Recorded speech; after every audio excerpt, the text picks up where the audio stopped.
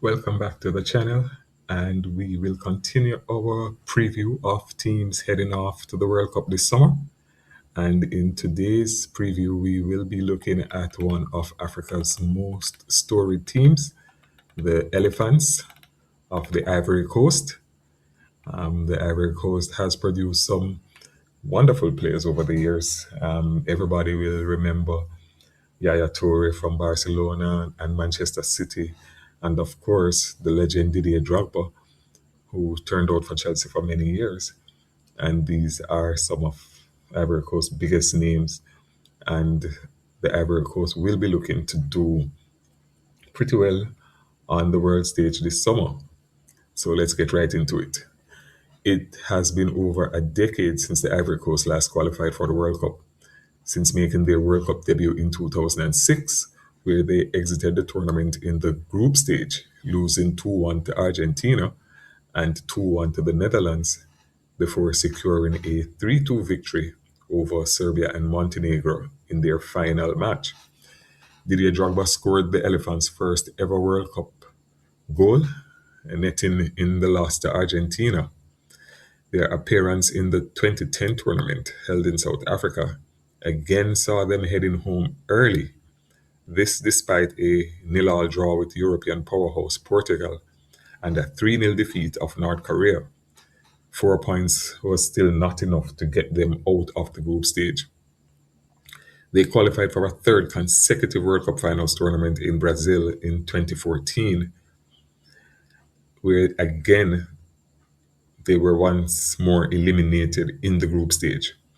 They failed to make the 2018 and 2022 editions of the tournament and will be looking to make a deep run in this summer's tournament.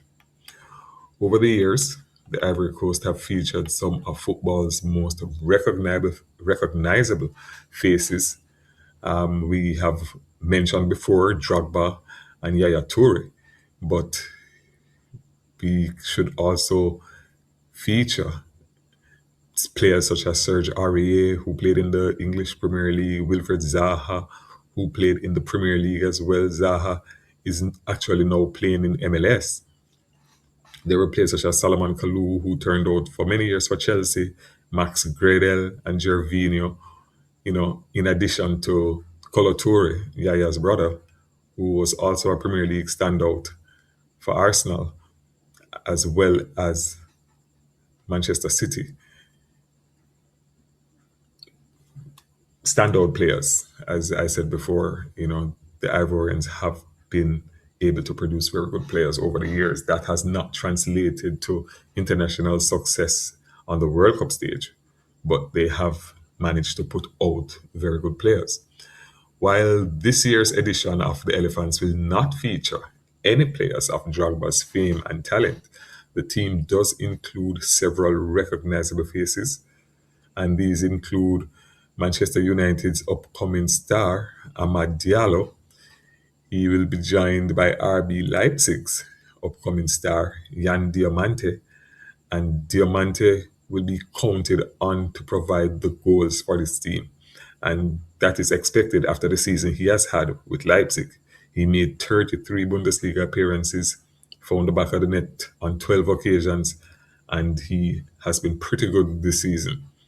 Ibrahim Sangare, who represents English Premier League team Nottingham Forest, and Simon Adingra, formerly of Brighton and Hove Albion in the EPL, but now playing his trade with Monaco in France's Ligue 1, are also recognizable faces.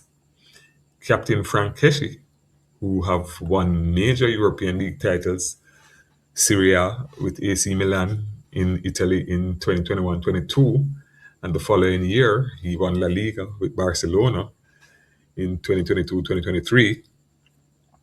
He now applies his trade for Al Ali in the Saudi Pro League, who he joined in summer of 2023 as part of the mini exodus of top European talent to the cash-rich Saudi Pro League in 2023.